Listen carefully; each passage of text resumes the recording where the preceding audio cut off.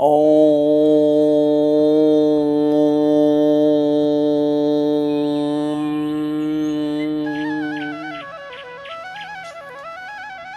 श्री राधा कृष्णाभ्याम नमः।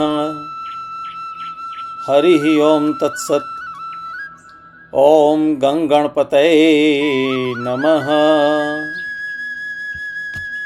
ओम नमो भगवते वासुदेवाय।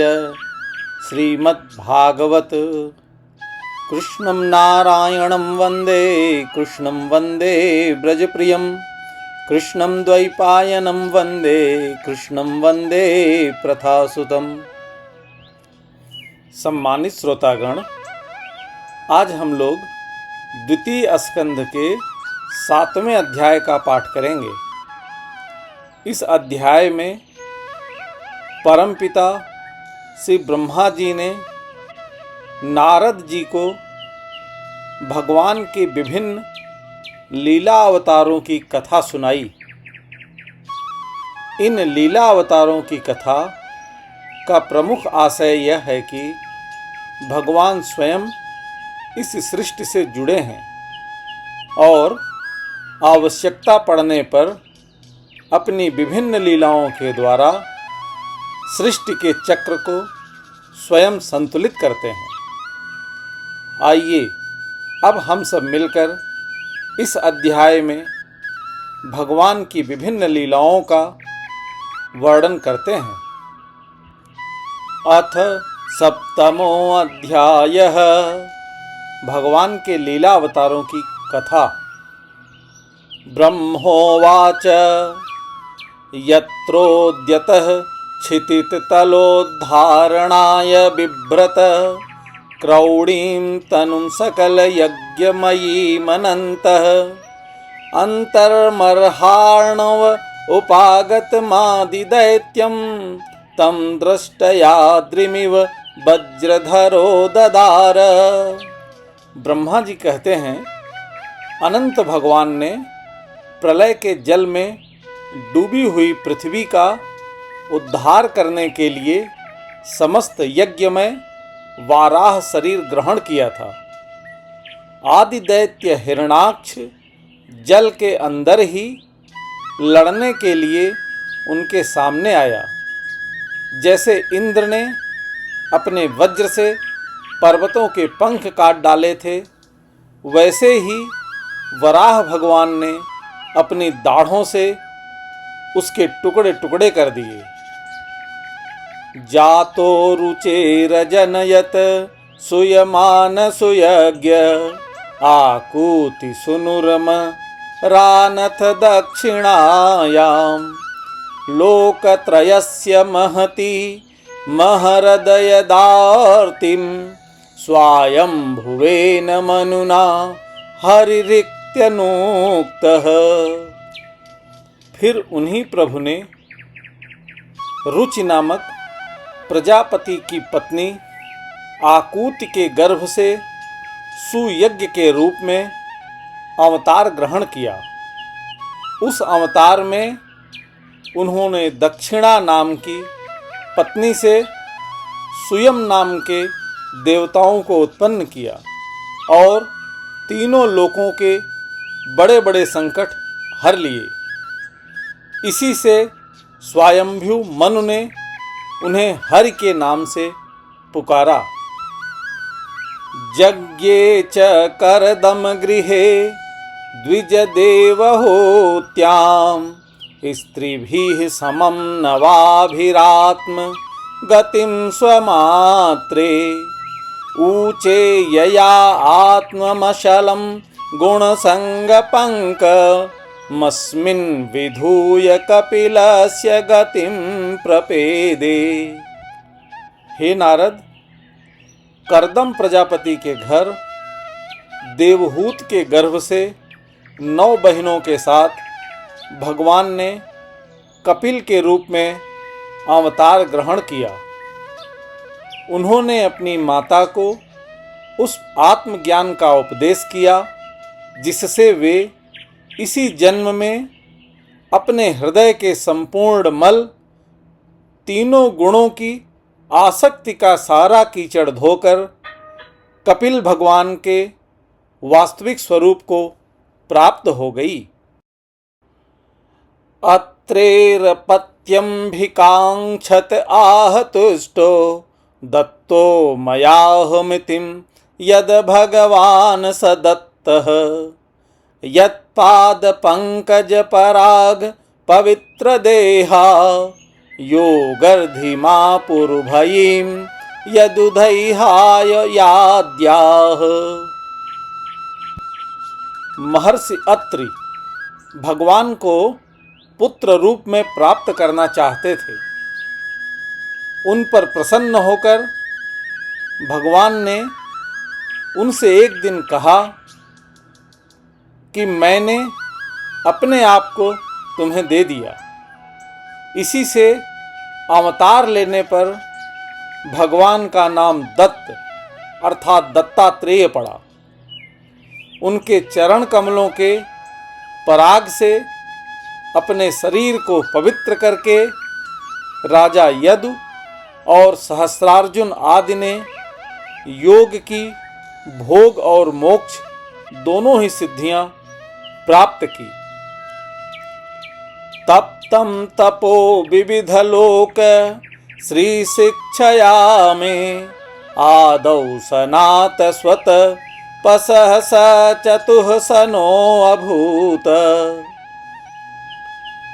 प्राकल्प संप्लव विनष्ट मिहात्म तत्वं सम्यग जगाद मुनयो यद चक्षतात्मन। हे नारद, सृष्टि के प्रारंभ में मैंने विविध लोकों की रचना करने की इच्छा से तपस्या की। मेरे उस अखंड तप से प्रसन्न होकर उन्होंने तप अर्थ वाले सन नाम से युक्त होकर सनक, सनंदन, सनातन और सनत कुमार के रूप में अवतार ग्रहण किया। इस अवतार में उन्होंने प्रलय के कारण पहले कल्प के भूले हुए आत्मज्ञान का ऋषियों के प्रति यथावत उपदेश किया, जिससे उन लोगों ने तत्काल परम तत्व का अपने हृदय में साक्षात्कार कर लिया। धर्मस्य दक्ष दुहित यर्जनिष्ठ मूर्त्यां नारायणो नर इति स्वतपः प्रभावः दृष्ट्वा आत्ममनो भगवतो नियमावलोपं देव्यस्तनंग प्रतिनाम घटितं नुसेकः। धर्म की पत्नी दक्ष कन्या मूर्ति के गर्भ से वे नर नारायण के रूप में प्रकट हुए। उनकी तपस्या का प्रभाव उन्हीं के जैसा है। इंद्र की भेजी हुई काम की सेना अप्सराएं उनके सामने जाते ही अपना स्वभाव खो बैठी। वे अपने हाव भाव से उन आत्मस्वरूप भगवान की तपस्या में विघ्न नहीं डाल सकी। कामं दहन्ति कृतिनो ननु रोषद्रष्टया रोषं दहन्तमुतते न दहन्त सह्यं सो अयं यदनन्तर्मलं प्रविशन् बिभेति कामः कथं नु पुनरस्य मनः श्रयेत। हे नारद, शंकर आदि महानुभाव अपनी रोष भरी दृष्टि से कामदेव को जला देते हैं, परंतु अपने आप को जलाने वाले असह्य क्रोध को वे नहीं जला पाते।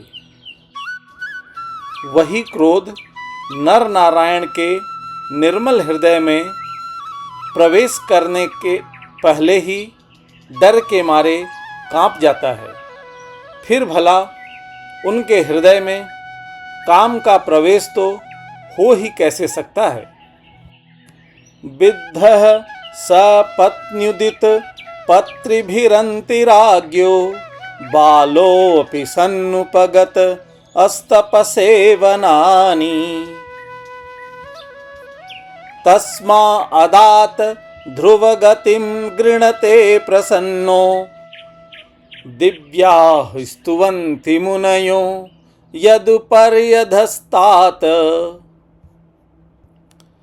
अपने पिता राजा उत्तानपाद के पास बैठे हुए 5 वर्ष के बालक ध्रुव को उनकी सौतेली माता सुरुचि ने अपने वचन बाणों से बेध दिया था। इतनी छोटी अवस्था होने पर भी वे उस ग्लानि से तपस्या करने के लिए वन में चले गए। उनकी प्रार्थना से प्रसन्न होकर भगवान प्रकट हुए और उन्होंने ध्रुव को ध्रुव पद का वरदान दिया। आज भी ध्रुव के ऊपर नीचे प्रदक्षिणा करते हुए दिव्य महर्षिगण उनकी स्तुति करते रहते हैं।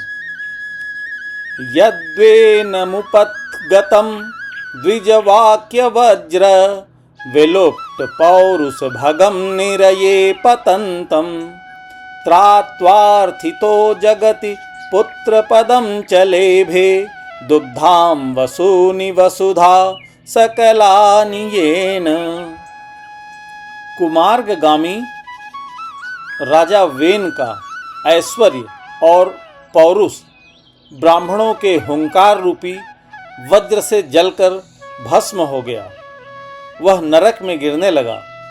ऋषियों की प्रार्थना पर भगवान ने उसके शरीर मंथन से पृथु के रूप में अवतार धारण कर उसे नरकों से उबारा और इस प्रकार पुत्र शब्द को चरितार्थ किया। उसी अवतार में पृथ्वी को गाय बनाकर उन्होंने उससे जगत के लिए समस्त औषधियों का दोहन किया। नाभेर सावृषभ आससु देवी सुनु योर्वै चचार समदृग जड़ योगचार्याम यत्पारमहंस्य मृषयः पदमाननन्ति स्वस्थः प्रशान्तकरणः परिमुक्त संगः। राजा नाभ की पत्नी सुदेवी के गर्भ से भगवान ने ऋषभ देव के रूप में जन्म लिया। इस अवतार में समस्त आसक्तियों से रहित रहकर अपनी इंद्रियों और मन को अत्यंत शांत करके एवं अपने स्वरूप में स्थित होकर समदर्शी के रूप में उन्होंने जड़ों की भांति योगचर्या का आचरण किया। इस स्थिति को महर्षि लोग परमहंस पद अथवा अवधूत चर्या कहते हैं। सत्रे ममास भगवान हयशीर साथो साक्षात स यज्ञ पुरुष तपनीय वर्णः छंदोमयो मखमयो अखिल देवतात्मा वाचो बुभुव रुसतीह स्वसतो अस्य नस्तः। इसके बाद स्वयं उन्हीं यज्ञ पुरुष ने मेरे यज्ञ में स्वर्ण के समान कांति वाले हयग्रीव के रूप में अवतार ग्रहण किया। भगवान का वह विग्रह वेदमय, यज्ञमय और सर्वदेवमय है। उन्हीं की नासिका से श्वास के रूप में वेदवाणी प्रकट हुई। मत्स्यो युगांत समये मनुनोपलब्धः क्षोणीमयो निखिल जीवनिकायकेतः विसंसितानुर्भये सलिले मुखान् में आदाय तत्र विजहार वेदमार्गान। चाक्षुष मनवंतर के अंत में भावी मनु सत्यव्रत ने मत्स्य रूप में भगवान को प्राप्त किया था। उस समय पृथ्वी रूप नौका के आश्रय होने के कारण ही वे समस्त जीवों के आश्रय बने। प्रलय के उस भयंकर जल में मेरे मुख से गिरे हुए वेदों को लेकर वे उसी में विहार करते रहे। क्षीरोदधावमरदान वयूथपाना मुन्मथ्यताम अमृत लब्धय आदिदेवः पृष्ठेन कच्छप वपुर्विदर्धार गोत्रम निद्राक्षणो अद्रि परिवर्तक शाण कंडूह। जब मुख्य मुख्य देवता और दानव अमृत की प्राप्ति के लिए क्षीर सागर को मथ रहे थे, तब भगवान ने कच्छप के रूप में अपनी पीठ पर मंदराचल धारण किया। उस समय पर्वत के घूमने के कारण उसकी रगड़ से उनकी पीठ की खुजलाहट थोड़ी मिट गई, जिससे वे कुछ क्षणों तक सुख की नींद सो सके।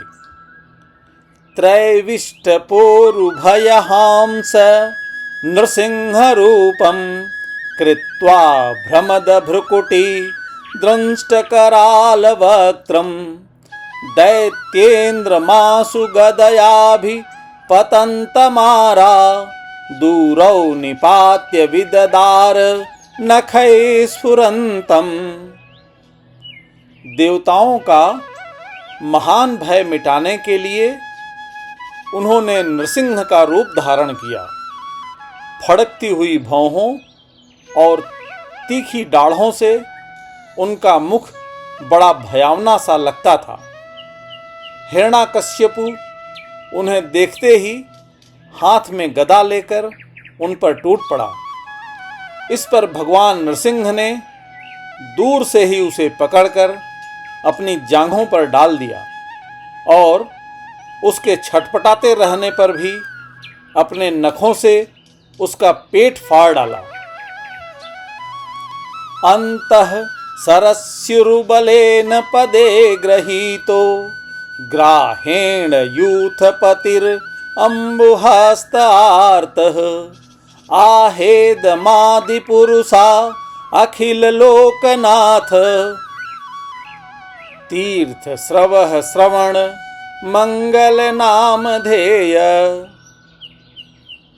श्रुत्वा हरिस्त अस्मरणार्थिन प्रमेय चक्रायुधः पतगराज भुजाधिरूढ़ः चक्रेण नक्रवदनं विनिपाट्य तस्माद्धस्ते प्रगह्य भगवान कृपयोजहार।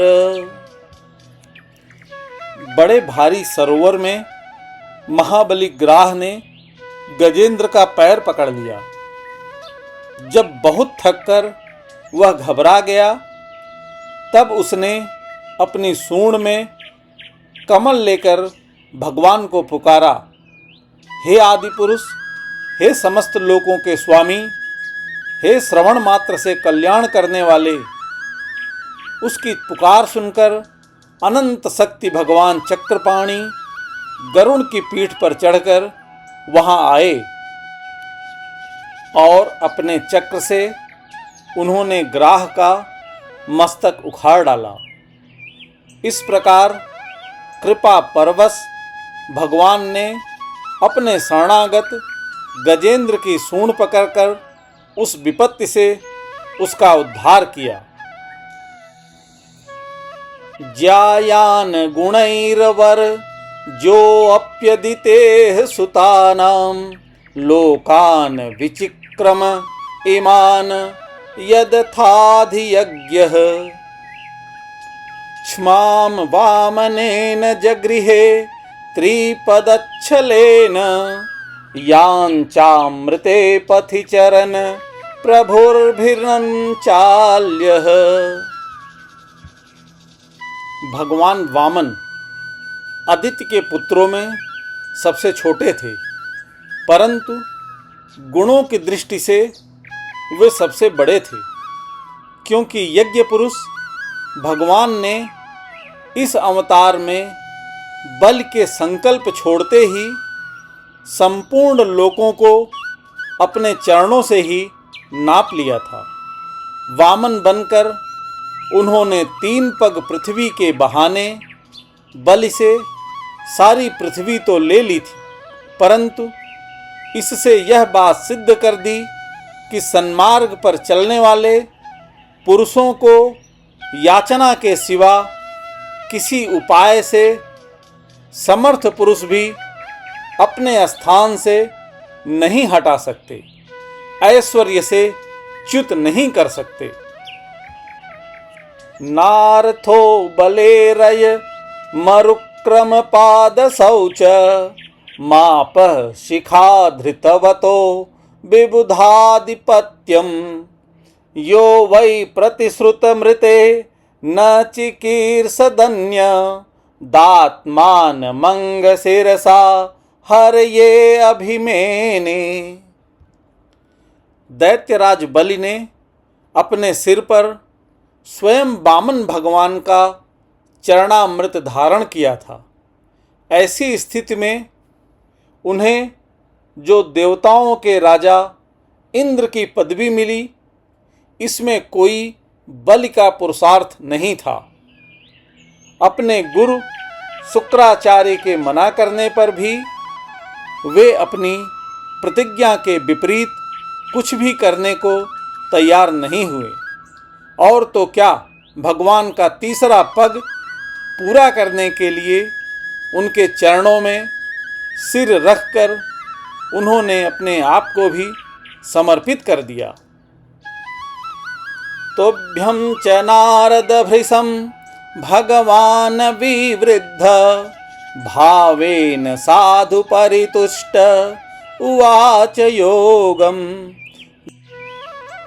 ज्ञानं च भागवत मात्मसततत्त्वदीपं यद्वासुदेव शरणा विदुरंजसैव। हे नारद, तुम्हारे अत्यंत प्रेम भाव से परम प्रसन्न होकर हंस के रूप में भगवान ने तुम्हें योग, ज्ञान और आत्म तत्व को प्रकाशित करने वाले भागवत धर्म का उपदेश किया। वह केवल भगवान के शरणागत भक्तों को ही सुगमता से प्राप्त होता है। चक्रम च दिक्ष्वविहतं दशसु स्वतेजो मन्वन्तरेषु मनुवंश धरो बिभर्ति दुष्टेषु राजसु दमं व्यदधात स्वकीर्तिं सत्ये त्रिपृष्ठ उसतिं प्रथयंश्चरित्रैः। वे ही भगवान स्वयंभू आदि मनवंतरों में मनु के रूप में अवतार लेकर मनु वंश की रक्षा करते हुए दसों दिशाओं में अपने सुदर्शन चक्र के समान तेज से बेरोक टोक निष्कंटक राज्य करते हैं। तीनों लोकों के ऊपर सत्यलोक तक उनके चरित्रों की कमनीय कीर्ति फैल जाती है, और उसी रूप में वे समय समय पर पृथ्वी के भारभूत दुष्ट राजाओं का दमन भी करते रहते हैं। धन्वन्तरिश्च भगवान स्वयमेव कीर्तिर्नाम्ना नृणाम पुरुरजाम रुज आसुहन्ति यज्ञे च भागम अमृतायुर्वावरुन्ध आयुश्च वेद मनुशास्त्य वतीर्य लोके। स्वनाम धन्य भगवान धन्वंतरी अपने नाम से ही बड़े बड़े रोगियों के रोग तत्काल नष्ट कर देते हैं। उन्होंने अमृत पिलाकर देवताओं को अमर कर दिया और दैत्यों के द्वारा हरण किए हुए उनके यज्ञ भाग उन्हें फिर से दिला दिए। उन्होंने ही अवतार लेकर संसार में आयुर्वेद का प्रवर्तन किया। छत्रम क्षयाय विधिनोपभृतं महात्मा ब्रह्म ध्रुगुज्झित पथम नरकार्तिलेप्सु उद्धन्त्य साववनि कंटकमुग्रवीर्य स्त्रीः सप्तकृत उरुधार परस्वधेन। जब संसार में ब्राह्मण दोही आर्य मर्यादा का उल्लंघन करने वाले नारकीय छत्री अपने नाश के लिए ही दैववश बढ़ जाते हैं और पृथ्वी के कांटे बन जाते हैं, तब भगवान महापराक्रमी परशुराम के रूप में अवतीर्ण होकर अपनी तीखी धार वाले फरसे से 21 बार उनका संहार करते हैं।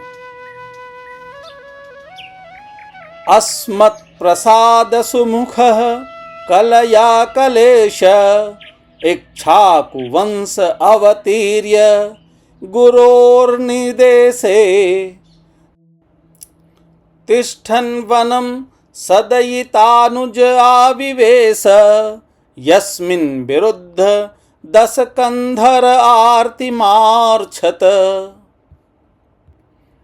मायापति भगवान हम पर अनुग्रह करने के लिए अपनी कलाओं भरत, शत्रुघ्न और लक्ष्मण के साथ श्री राम के रूप में इक्ष्वाकु वंश में अवतीर्ण होते हैं। इस अवतार में अपने पिता की आज्ञा का पालन करने के लिए अपनी पत्नी और भाई के साथ वे वन में निवास करते हैं। उसी समय उनसे विरोध करके रावण उनके हाथों मरता है। यस्मा अदादुद धिरूढ़ भयांग वेपो मार्गम सपद्यरिपुरम हरवददिधक्षो दूरे सुहृन्मथि तरोस सुषोण दृष्ट्या तातप्यमानं करोरगनक चक्रः। त्रिपुर विमान को जलाने के लिए उद्यत शंकर के समान जिस समय भगवान राम शत्रु की नगरी लंका को भस्म करने के लिए समुद्र तट पर पहुंचते हैं, उसी समय सीता के वियोग के कारण बढ़ी हुई क्रोधाग्नि से उनकी आंखें इतनी लाल हो जाती हैं कि उनकी दृष्टि से ही समुद्र के मगरमच्छ, सांप और ग्राह आदि जीव जलने लगते हैं और भय से थर थर कांपता हुआ समुद्र झटपट उन्हें मार्ग दे देता है। वक्षः अस्थल अस्पर्श रुग्ण महेंद्र वाह दंतैर विडंबितक ककुब्जुसु ऊढ़हासं सद्यो असुभिः सह विनेष्यति दारहर्तुर विस्फूर्जितैर्धनुष उच्चरतो अधिसैन्ये। जब रावण की कठोर छाती से टकराकर इंद्र के वाहन ऐरावत के दांत चूर चूर होकर चारों ओर फैल गए थे, जिससे दिशाएं सफेद हो गई थी, तब दिग्विजयी रावण घमंड से फूलकर हंसने लगा था। वही रावण जब श्री रामचंद्र जी की पत्नी सीता जी को चुरा कर ले जाता है और लड़ाई के मैदान में उनसे लड़ने के लिए गर्वपूर्वक आता है, तब भगवान श्री राम के धनुष की टंकार से ही उसका वह घमंड प्राणों के साथ तत्क्षण विलीन हो जाता है। भूमे सुरेतर वरूथ विमर्दितायाः क्लेश व्ययाम कलया सित कृष्ण केशः जातः करिष्यति जनानुपलक्ष्य मार्गः कर्माणि चात्म महिमोपनिबंधनानि। जिस समय झुंड के झुंड दैत्य पृथ्वी को रौंद डालेंगे, उस समय उसका भार उतारने के लिए भगवान अपने सफ़ेद और काले केश से बलराम और श्री कृष्ण के रूप में कलावतार ग्रहण करेंगे। वे अपनी महिमा को प्रकट करने वाले इतने अद्भुत चरित्र करेंगे कि संसार के मनुष्य उनकी लीलाओं का रहस्य बिल्कुल नहीं समझ सकेंगे। तो के न जीवहरणम यदुलूकिकाया स्त्रैमासिकस्य च पदाशकटो अपवृतः यद रिंगतांत रगतेन दिविस्प्रसोर्वा उन्मूलनम स्त्वित रथार्जुनयोर्न भाव्यम। बचपन में ही पूतना के प्राण हर लेना, 3 महीने की अवस्था में पैर उछालकर बड़ा भारी छकड़ा उलट देना और घुटनों के बल चलते चलते आकाश को छूने वाले यमलार्जुन वृक्षों के बीच में जाकर उन्हें उखाड़ डालना, ये सब ऐसे कर्म हैं जिन्हें भगवान के सिवा और कोई नहीं कर सकता। यद वै ब्रजे ब्रजपशून विसतोय पीथान पालांस्त्वजीव यद अनुग्रह दृष्टिवृष्ट्या तच्छुद्ध ये अति विषवीर्य विलोल जिह्व मुच्चाटयिष्य दुरगम विहरन हृदिन्याम।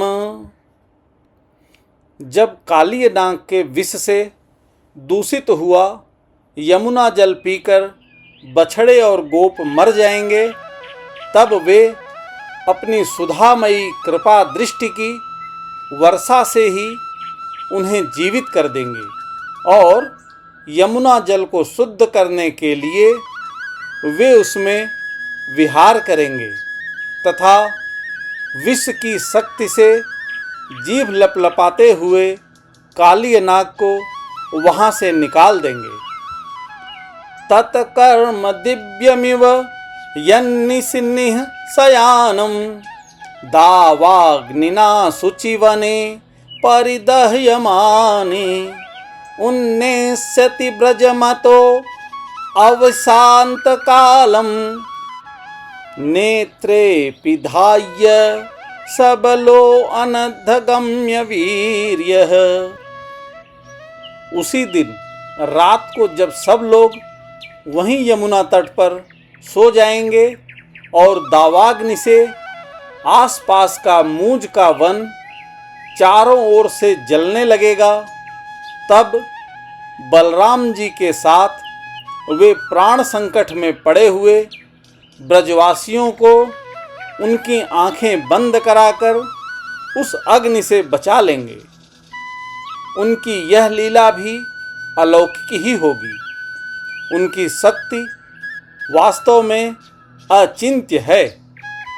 गृह्णीत यद यदुपबंधं मुस्य माता शुल्बं सुतस्य न तु तत तदमुष्यमाति यज्जृम्भो तस्य वदने भुवनापि गोपी संवीक्ष्य शङ्कितमनाः प्रतिबोधिता आसीत। उनकी माता उन्हें बांधने के लिए जो जो रस्सी लाएंगी वही उनके उदर में पूरी नहीं पड़ेगी, 2 अंगुल छोटी ही रह जाएगी। तथा जम्हाई लेते समय श्री कृष्ण के मुख में 14 भुवन देखकर पहले तो यशोदा भयभीत हो जाएंगी, परंतु फिर वे संभल जाएंगी। नंदम च मोक्षति भयाद वरुणस्य पासाद गोपान बिलेषु पिहितान मयसूनुना च अन्यापृतं निशि शयानमतिश्रमेण लोकं विकुंठ मुपनेष्यति गोकुलं स्मः। वे नंद बाबा को अजगर के भय से और वरुण के पास से छुड़ाएंगे। मय दानव का पुत्र व्योमासुर जब गोप बालों को पहाड़ की गुफाओं में बंद कर देगा, तब वे उन्हें भी वहां से बचा लाएंगे। गोकुल के लोगों को, जो दिन भर तो काम धंधों में व्याकुल रहते हैं और रात को अत्यंत थक कर सो जाते हैं, साधनाहीन होने पर भी वे अपने परम धाम ले जाएंगे। गोपैर्मखे प्रतिहते ब्रज विप्लवाय देवे अभिवर्षति पशून कृपयारिरक्षुः धर्तो छिलीन्द्रमिव सप्त दिनानि सप्त वर्षो महीध्रमन घैक करे सलीलम। हे निष्पाप नारद, जब श्री कृष्ण की सलाह से गोप लोग इंद्र का यज्ञ बंद कर देंगे, तब इंद्र ब्रजभूमि का नाश करने के लिए चारों ओर से मूसलधार वर्षा करने लगेंगे। उससे उनकी तथा उनके पशुओं की रक्षा करने के लिए भगवान कृपा परवश हो 7 वर्ष की अवस्था में ही 7 दिनों तक गोवर्धन पर्वत को एक ही हाथ से छत्रक पुष्प कुकुरमुत्ते की तरह खेल खेल में ही धारण किए रहेंगे। क्रीडन वने निशि निशाकर रश्मि गौर्याम रासोन्मुखः कल्पदायत मूर्छितेन उद्दीपित स्मररुजां ब्रजभृद्दधूनां हर्तुर्हरिष्यति शिरो धनदानुगस्य। वृंदावन में विहार करते हुए रास करने की इच्छा से वे रात के समय, जब चंद्रमा की उज्ज्वल चांदनी चारों ओर छिटक रही होगी, अपनी बांसुरी पर मधुर संगीत की लंबी तान छेड़ेंगे। उस प्रेम विवश होकर आई हुई गोपियों को जब कुबेर का सेवक शंखचूर्ण हरण करेगा, तब वे उसका सिर उतार लेंगे। ये च प्रलंब खरदर्दुर्केश्यरिष्ट मल्ले भकंस यवनाः कुज पौंड्रकाध्या अन्ये च साल्वक पिबल्वलदन्तवक्र सप्तोक्ष शंबर विदुरुथ रुक्मिमुख्याः ये वा मृधे समितिशालिन आत्तचापाः काम्बोजं मत्स्यकुरु कैकय संजयाद्या यास्यन्त दर्शनमलं बलपार्थ भीम व्याजावयेन हरिणा निलयं तदीयम्। और भी बहुत से प्रलंबासुर, धेनुकासुर, बकासुर, केसी, अरिष्टासुर आदि दैत्य, चारूण आदि पहलवान, कुवलयापीड हाथी, कंस, कालयवन, भौमासुर, मिथ्या वासुदेव, साल्व, द्विविध वानर, बलबव, दंतवक्र, राजा नग्नजित के 7 बैल, शंबरासुर, विदुरथ और रुक्मी आदि तथा काम्बोज, मत्स्य, कुरु, कैकय और संज्रीय आदि देशों के राजा लोग एवं जो भी योद्धा धनुष धारण करके युद्ध के मैदान में सामने आएंगे, वे सब बलराम, भीमसेन और अर्जुन आदि नामों की आड़ में स्वयं भगवान के द्वारा मारे जाकर उन्हीं के धाम में चले जाएंगे। काले न मीलित धियाम व मृष्य निर्णाम स्तोकायुषाम स्वनिन गमो बत दूर पारः आविर्हितस्त्व नुयुगम सहि सत्यवत्याम वेद द्रुमं बिटपसो विभजिष्यति स्म। समय के फेर से लोगों की समझ कम हो जाती है, आयु भी कम होने लगती है।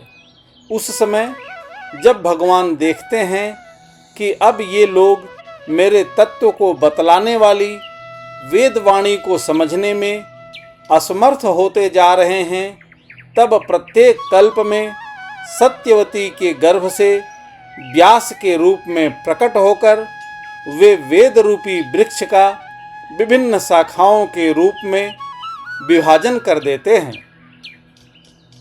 देवद्विषाम निगम वर्तमनि निष्ठितानां पूर्भिर्मर्येण विहिता भिरदृश्यतुर्भिः लोकान् घ्नतां मति विमोह मति प्रलोभम वेशं विधाय बहु भाष्यत औपधर्म्यम। देवताओं के शत्रु दैत्य लोग भी वेद मार्ग का सहारा लेकर मय दानव के बनाए हुए अदृश्य वेग वाले नगरों में रहकर लोगों का सत्यानाश करने लगेंगे।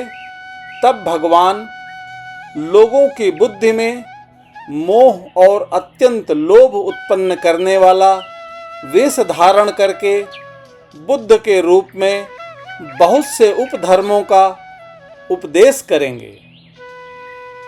यर्यालये स्वपि सताम न हरेह कथाः स्युः पाखंडिनो द्विजजना वृषला नृदेवाः स्वाहा स्वधा वसडिति स्म गिरो न यत्र शास्ता भविष्यति कलेर्भगवान युगान्ते। कलयुग के अंत में जब सत्पुरुषों के घर भी भगवान की कथा होने में बाधा पड़ने लगेगी, ब्राह्मण क्षत्रिय तथा वैश्य पाखंडी और शूद्र राजा हो जाएंगे, यहाँ तक कि कहीं भी स्वाहा स्वधा और वसटकार की ध्वनि, देवता पितरों के यज्ञ श्राद्ध की बात तक नहीं सुनाई पड़ेगी। तब कलयुग का शासन करने के लिए भगवान कल्कि का अवतार ग्रहण करेंगे। सर्गे तपो अहमृषयो नव ये प्रजेशाः स्थाने च धर्म मखन्मन्व मरावनीशाः अन्ते त्वधर्म हरमन्युवसासुराद्या माया विभूतय इमाः पुरुषक्तिभाजः। जब संसार की रचना का समय होता है, तब तपस्या 9 प्रजापति, मरीचि आदि ऋषि और मेरे रूप में जब सृष्टि की रक्षा का समय होता है, तब धर्म, विष्णु, मनु, देवता और राजाओं के रूप में, तथा जब सृष्टि के प्रलय का समय होता है, तब अधर्म, रुद्र तथा क्रोधवश नाम के सर्प एवं दैत्य आदि के रूप में सर्वशक्तिमान भगवान की माया विभूतियां ही प्रकट होती हैं। विष्णोर्नुवीर्य गणनां कतमो अर्हति यह पार्थिवान्यपि कविर्विमह में रजांसी च स्कंभः यः स्वरं हसास्खलता त्रिपिष्ठम् यस्मात् त्रिसाम्य सदनादुर्कंपयानम्। अपनी प्रतिभा के बल से पृथ्वी के एक एक धूलिकण को गिन चुकने पर भी जगत में ऐसा कौन पुरुष है जो भगवान की आदि शक्तियों की गणना कर सके। जब वे त्रिविक्रम अवतार लेकर त्रिलोकी को नाप रहे थे, उस समय उनके चरणों के अदम्य वेग से प्रकृति रूप अंतिम आवरण से लेकर सत्यलोक तक सारा ब्रह्मांड कांपने लगा था। तब उन्होंने ही अपनी शक्ति से उसे स्थिर किया था।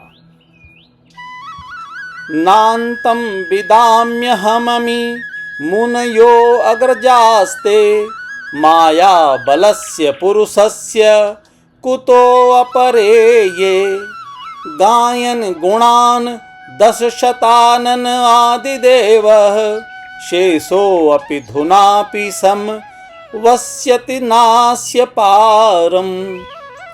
समस्त सृष्टि की रचना और संहार करने वाली माया उनकी एक शक्ति है।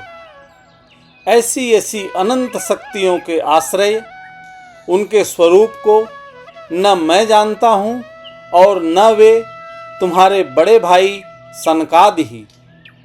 फिर दूसरों का तो कहना ही क्या है। आदिदेव भगवान शेष सहस्र मुख से उनके गुणों का गायन करते आ रहे हैं, परंतु वे अब भी उसके अंत की कल्पना नहीं कर सके।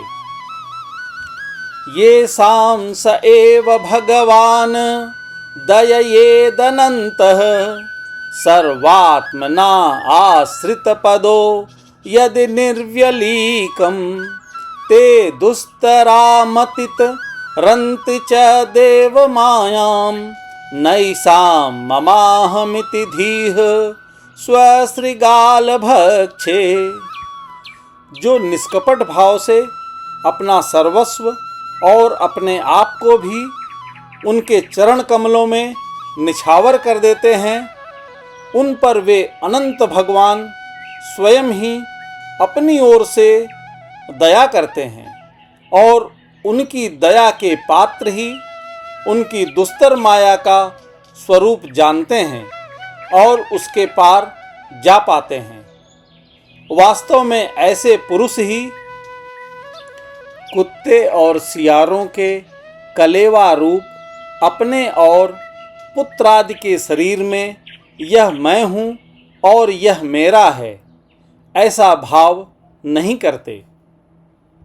वेदाहमंग परमस्य हि योग मायां यूयं भवश्च भगवान नथ दैत्यवर्यः पत्नी मनोह सच मनुश्च तदात्मजाश्च प्राचीन बहिर्भुरंग उत ध्रुवश्च।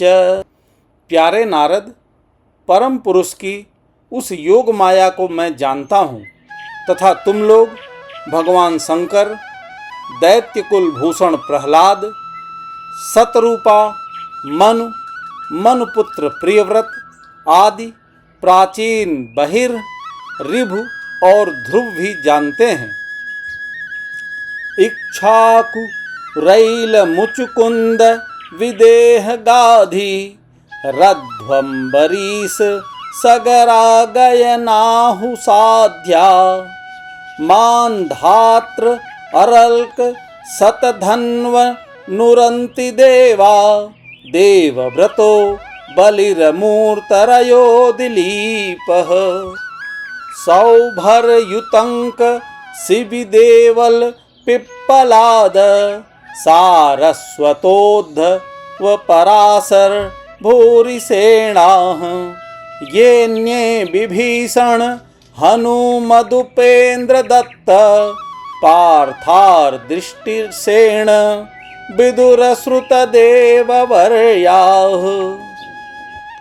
इनके सिवा इक्ष्वाकु, पुरुरवा, मुचकुंद, जनक, गाध, रघु, अम्बरीश, सगर, गय, ययाति आदि तथा मांधाता, अलर्क, शतधन्वा, अनु, रंतिदेव, भीष्म, बलि, अमूर्तरय, दिलीप, सौभरी, उत्तंक, शिबि, देवल, पिप्पलाद, सारस्वत, उद्धव, पराशर, भूरिसेन एवं विभीषण, हनुमान, शुकदेव, अर्जुन, आश्निशेष, विदुर और श्रुतदेव आदि महात्मा भी जानते हैं। ते वै विदन्त्य अति तरन्ति च देव मायां स्त्री शूद्र हूण सबरा अपि पाप जीवाः यद्यद्भुत क्रम परायण शील शिक्षा स्त्रिर्यजज्ञा अपि किमु श्रुत धारणा। ये जिन्हें भगवान के प्रेमी भक्तों का सा स्वभाव बनाने की शिक्षा मिली है, वे स्त्री, शूद्र, हूण, भील और पाप के कारण पशु पक्षी आदि योनियों में रहने वाले भी भगवान की माया का रहस्य जान जाते हैं और इस संसार सागर से सदा के लिए पार हो जाते हैं। फिर जो लोग वैदिक सदाचार का पालन करते हैं, उनके संबंध में तो कहना ही क्या है।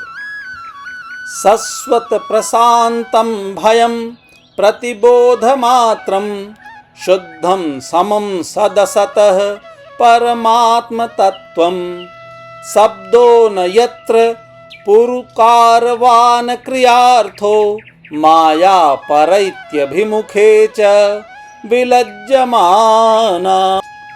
परमात्मा का वास्तविक स्वरूप एक रस, शांत, अभय एवं केवल ज्ञान स्वरूप है। न उसमें माया का मल है और न तो उसके द्वारा रची हुई विषमताएं ही। वह सत और असत दोनों से परे है। किसी भी वैदिक या लौकिक शब्द की वहाँ तक पहुँच नहीं है। अनेक प्रकार के साधनों से संपन्न होने वाले कर्मों का फल भी वहाँ तक नहीं पहुँच सकता, और तो क्या स्वयं माया भी उसके सामने नहीं जा पाती, लजाकर भाग खड़ी होती है। तद वै पदम भगवतः परमस्य पुंसो ब्रह्मेति यद विदुर जस्र सुखम विशोकम सध्यरंग्य नियम्य यतयो यम कर्तहेतिम जह्युः स्वराडिव निपानख नेत्रमिंद्रः। परम पुरुष भगवान का वही परम पद है। महात्मा लोग उसी का शोक रहित अनंत आनंद स्वरूप ब्रह्म के रूप में साक्षात्कार करते हैं। संयमशील पुरुष उसी में अपने मन को समाहित करके स्थित हो जाते हैं। जैसे इंद्र स्वयं मेघ रूप से विद्यमान होने के कारण जल के लिए कुआं खोदने की कुदाल नहीं रखते, वैसे ही वे भेद दूर करने वाले ज्ञान साधनों को भी छोड़ देते हैं। सश्रेयसामपि विभुर्ग भगवान यतोस्य भावस्य भावविहितस्य सतः प्रसिद्धिः देहे स्वधातु विगमे अनुविशीर्यमाणे व्योमेव तत्र पुरुषो न विशीर्यते अजः। समस्त कर्मों के फल भी भगवान ही देते हैं, क्योंकि मनुष्य अपने स्वभाव के अनुसार जो शुभ कर्म करता है वह सब उन्हीं की प्रेरणा से होता है। इस शरीर में रहने वाले पंचभूतों के अलग अलग हो जाने पर जब यह शरीर नष्ट हो जाता है, तब भी इसमें रहने वाला अजन्मा पुरुष आकाश के समान नष्ट नहीं होता। सो अयम तेह विहितस्तात भगवान विश्वभावनः समासेन हरेर्नान्यद अन्यस्मात् तदसच्यत। इदं भागवतं नाम यन्मे भगवतोदितं संग्रहो अयं विभूतीनां त्वमेतद् विपुलीकुरु। यथा हरौ भगवती नृणां भक्तिर्भविष्यति सर्वात्मन्यखिलाधारे इति संकल्पवर्णय। मायां वर्णयतो अमुष्य ईश्वरस्यानुमोदतः शृण्वतः श्रद्धया नित्यं मायया आत्मानमुह्यति। बेटा नारद, संकल्प से विश्व की रचना करने वाले खड ऐश्वर्य संपन्न श्री हरि का मैंने तुम्हारे सामने संक्षेप से वर्णन किया। जो कुछ कार्य कारण अथवा भाव अभाव है, वह सब भगवान से भिन्न नहीं है। फिर भी भगवान तो इससे पृथक भी हैं ही। भगवान ने मुझे जो उपदेश किया था वह यही भागवत है। इसमें भगवान की विभूतियों का संक्षिप्त वर्णन है। तुम इसका विस्तार करो। जिस प्रकार सबके आश्रय और सर्वस्वरूप भगवान श्री हरि में लोगों की प्रेममयी भक्ति हो, ऐसा निश्चय करके इसका वर्णन करो।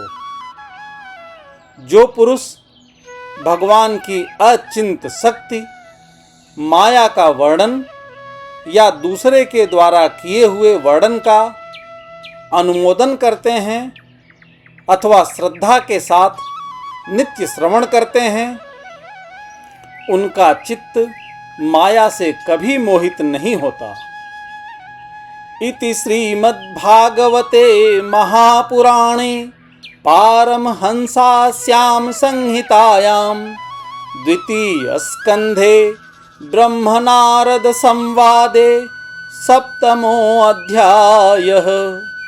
हरिः ओम तत्सत्, हरिः ओम तत्सत्, हरिः ओम तत्सत्।